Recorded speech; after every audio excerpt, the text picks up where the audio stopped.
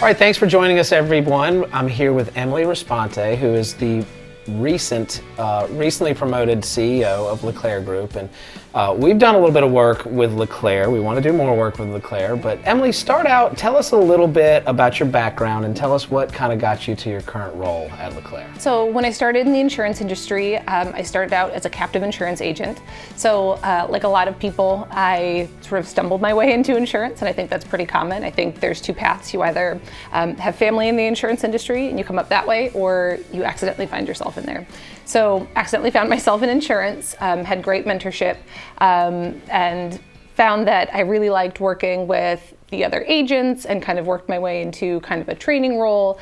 And then from there, found that I really liked more management and worked kind of out of that captive agency. I think a captive agency provides a lot of support when you're new, but kind of put some limitations on you.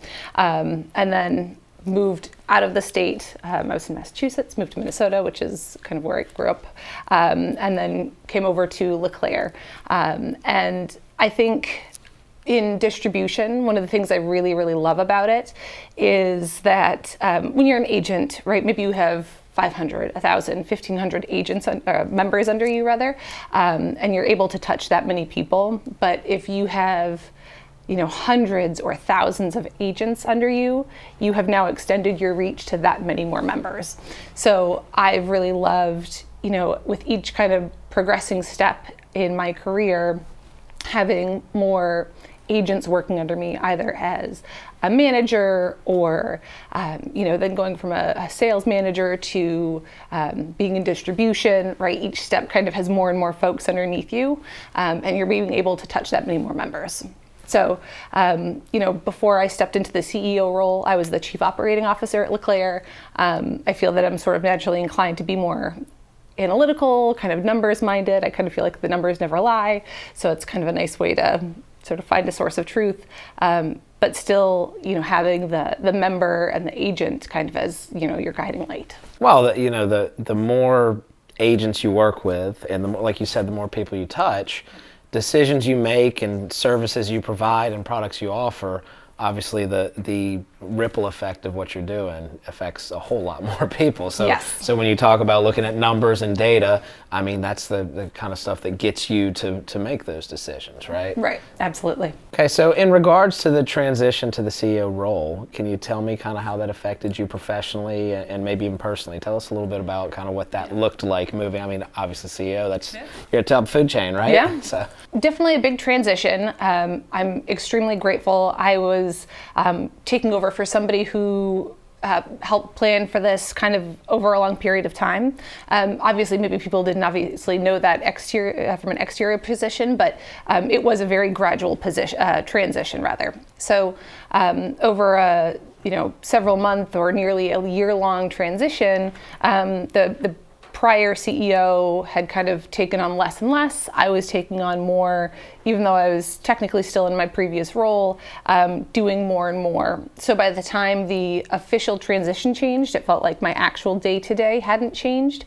But you made a great point, which is the more people you have under you, whether it's agents or members, the bigger ripple effect your decisions have. So there is a lot of weight on that, those shoulders. So sometimes it feels like there are kind of stressors. I have 3 kids, right? So there's a lot of balance that comes with that. I think plenty of working parents, moms, dads, anybody has to find that balance. So I think it's important to continue to find that balance while also, again, feeling a little bit more pressure to make sure that the work part of the work-life balance is also getting lots of attention. Well, tell me something you're excited about that LeClair's doing, or a direction you're going, or a project you got, or a partnership. Tell me something that fires you up a little bit. Yeah, well, we've got 2 very exciting things, I think, and one of them is developing our own proprietary AI, we call it like a LeClair brain, with this fantastic sort of development team. And they approached us, they specialize in basically succession planning. And what they started out doing was creating for companies that were sort of operator owned, would be, for these smaller companies, a lot of institutional knowledge was owned by the person who ran it. And so when somebody would sell their business, the new proprietor would take over, and so much of how the business was run was no longer there, right? You could have all these documents, all these SOPs, but so much of that business was inside somebody's head.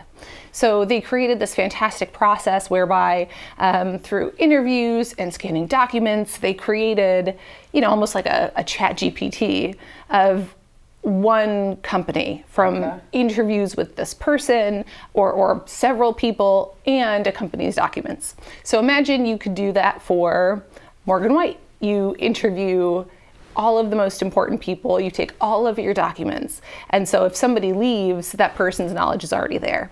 And so now, whether it's agents who work with Morgan White or your own internal staff, you don't have to go searching through the right files, know where to find things. You just chat in a box.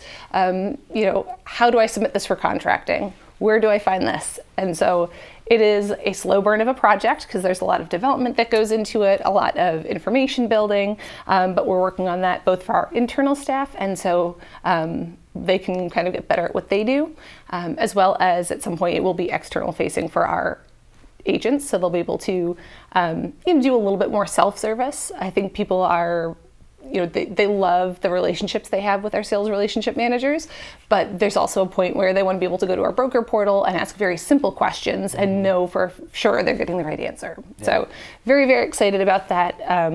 And knowing that it's also sort of not connected to other things on the internet. It's a closed system, right? Doing all the right things, and leveraging AI for the right reasons. So that's fantastic. Yeah, that's a slow burn process, but we've been working on it for nearly a year now.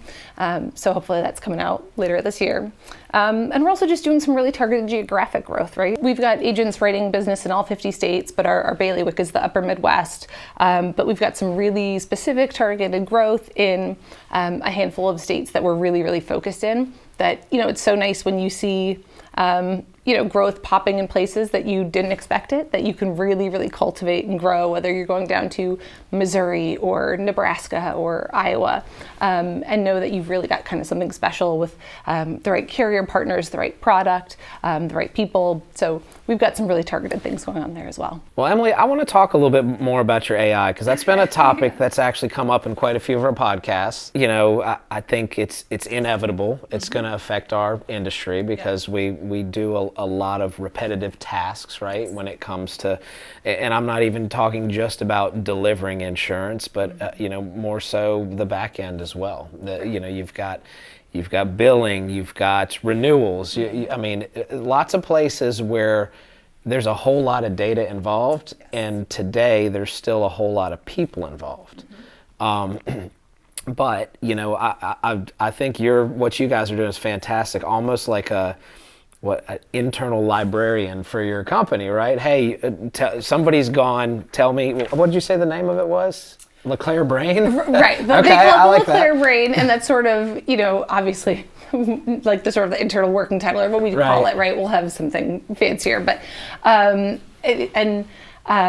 you made a fantastic point, which is there is so much data, and this is sort of just the jumping off point. Because when we talk to the developers who are building it right now, there's so much more you can do with it, right? Mm-hmm. Like once you build the infrastructure, the amount of data that any of us have with regards to our books of business, our brokers, the commissions, the contracting.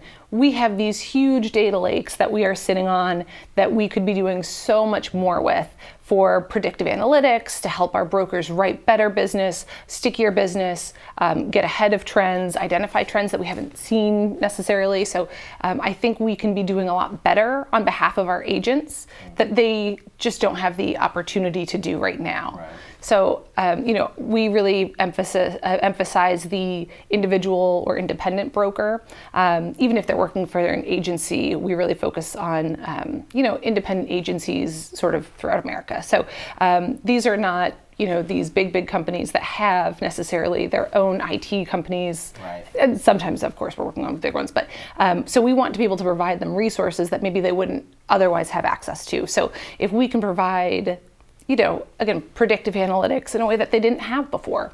I think that would be a huge win for, again, even the individual agent being able to compete with a big agency that they weren't able to do before. Do you think an independent agent fears AI right now? Or fears, not necessarily the results of AI, but more so fears an AI agent? I think some of them do. I think a lot of them are either misunderstanding, kind of putting their heads in the sand. I think the phrase AI is just thrown out so much there that it's almost lost all meaning, right? It's sort of like AI this, AI that it's just become like noise, because the sort of threat of AI is out there without really an articulation of like, what is that going to look like? Yeah. How is it going to replace the agent? But I think we do see that members want interaction with a person in some form or another. And so every FMO, every agency looks different, but at least at LeClair, every agent we work with has a dedicated sales relationship manager, and I think that's what people really like about it, right? Yeah. They have somebody whose name they know, who they pick up the phone and they call Julie, they call Sarah, they call somebody they know. But what the purpose of AI should be is taking the tedium away from those people, so that their focus is the relationship building, the sales driving, and so it's supposed to take the minutia away so that they can focus on the things that can't be replicated by humans. Yeah, so it doesn't replace the agent, it replaces the repetitive tasks of an agent to let them, like you said, do what they're really out there to do, and that's kind of cultivate relationships and sell products. So, no, I agree. We've had a lot of those conversations, and at my company we're kind of starting to dabble in AI a little bit ourselves. And I really think in our industry it's just going to be able to empower more people. I don't think it's eliminating anybody. I think just like any technology, the ultimate goal is efficiency and making things easier. And if we can do that, I just think the customer will get more out of you, right? Yeah. So. Well, I think it's also going to be at some point a necessity. I don't know in the health space exactly what the number is, but across all fields of insurance, the prediction is in the next 10 years, 50% of insurance agents are going to retire, which, if you think about the demography of the average insurance agent, is somewhat believable. Yeah. And so I don't know that there will be an equal number of people coming into the field, but I think with technology, I expect that people would be able to do the same amount of work, manage the same amount of cases and members with fewer agents. And I think they're going to have to, right? So I think that's going to be a challenge that I think AI can help with. And so I think people are going to have to embrace it and not run from it. I think that falls in line with kind of what you said when you were telling us your journey. And a lot of people, either insurance is in their blood or they stumble into it. There's not a whole lot of 9-year-olds running around saying, I want to be an insurance agent when I grow up, right? Yes. But I think the appeal can be from the tech side too. I mean, there's a lot of younger people that they're focusing their education on technology and building things. Right. And this is an industry that, let's be honest, we're behind on technology. Right.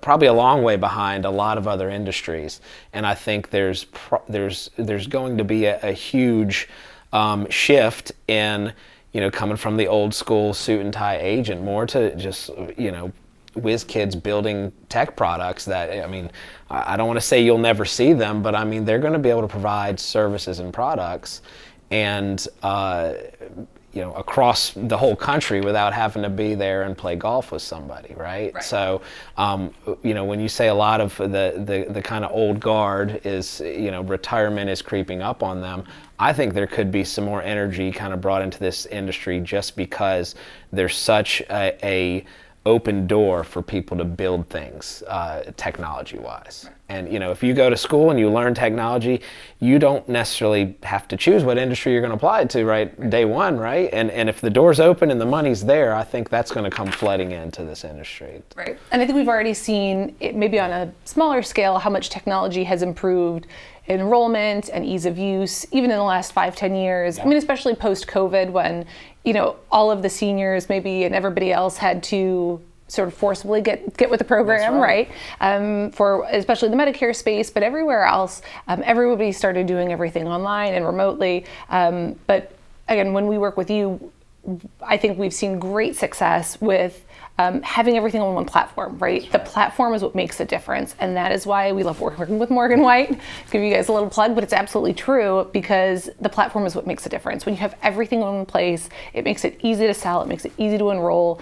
And so, smoothing the way with technology is what is going to make people want to sell. And so whether it's through InsurTech or any other way, I think it does make a big difference. No, I agree with you. So this is the Insurance Leadership Podcast, so let's pivot over to leadership a little bit. Tell me some, if you don't mind sharing, maybe some challenges that you've had in transitioning into your leadership role. Yeah. I think a challenge I've had is kind of figuring out, how do you maintain culture while also wanting it to make it feel like it's still your own. So the organization that I'm running now at LeClair is 94 years old. I am the first CEO who is not a family member. Okay. So it's a challenge, right? But you also want to kind of honor the culture that's been built so that it feels consistent, right? And I think we have, again, insurance is such a relationship, industry. Like that's what everything is built on. To be completely blunt, FMOs, we don't offer something that the shop across the town doesn't, right? In terms of contracts or whatever else. And I think we do have plenty of things that make us different, but it's about who we are and our culture and what we offer from, again, relationships and service and so many other things. But how do you maintain what's already been built from a culture and relationship perspective while trying to put your own mark on it and make it feel like we're keeping things fresh and innovative and pushing things forward into the future? Because there's a fine balance between maintaining culture and kind of constantly looking over your shoulder. Mm-hmm. So, that's interesting. And I know culture's a big buzzword now, and I think a lot of it's because of I know you mentioned COVID. I think a lot of companies sent people home and they're not back, and I think it's challenging to maintain a culture with people that only see each other on a Zoom meeting. Right. So I'm curious your thoughts on that. Actually, I don't even know if LeClair is remote or hybrid or how you guys... We are in office, actually. Okay. We actually, this is interesting, kind of went the opposite way, if that makes sense. So everybody, of course, was home during COVID.